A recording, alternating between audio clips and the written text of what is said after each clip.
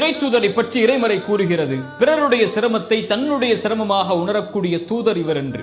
இப்படிப்பட்ட தூதரை பெற்றிருக்கக்கூடிய இந்த சமூகத்தில் தன்னையும் தான் சார்ந்திருக்கக்கூடிய குடும்பத்தையும் மகிழ்வு துக்கத்தை மட்டும் கணக்கில் கொண்டு அது அல்லாமல் உலகில் நடக்கின்ற எல்லாவற்றை விட்டும் கண்மூடி வாழக்கூடிய வாழ்வைத்தான் பலர் வாழ்ந்து கொண்டிருக்கிறார்கள்.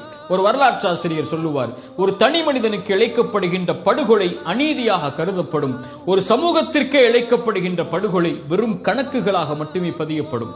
பலஸ்தீனிலே இவ்வளவு பேர், இலங்கையிலே இவ்வளவு பேர், மியான்மர் மணிப்பூரிலே இவ்வளவு பேர், கசாவிலே இவ்வளவு பேர் அநீதம் செய்யப்பட்டார்கள் என்ற வெறும் கணக்குகளாக மட்டுமே அது இருக்கும்.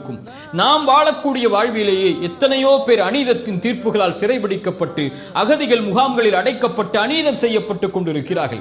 குறிப்பாக ஆஃபியா சித்திகி இந்த சகோதரருடைய வாழ்வை ஒரு 5-10 நிமிடங்கள் ஒதுக்கி படித்து பாருங்கள். 85 ஆண்டுகால சிறைச்சாலை இந்த பெண்ணுக்கு ஏன்? இந்த பெண் மீது நிரூபிக்கப்பட்ட குற்றம் என்ன?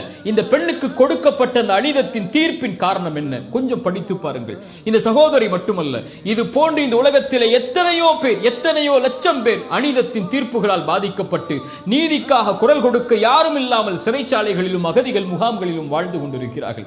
இவர்களுக்கு உங்களால் முடிந்தால் நீதிக்காக குரல் கொடுக்க முடியும் என்றால் கொடுங்கள், இல்லை என்றால் உங்களுடைய பிரார்த்தனையிலாவது அவர்களை இணைத்துக் கொள்ளுங்கள்.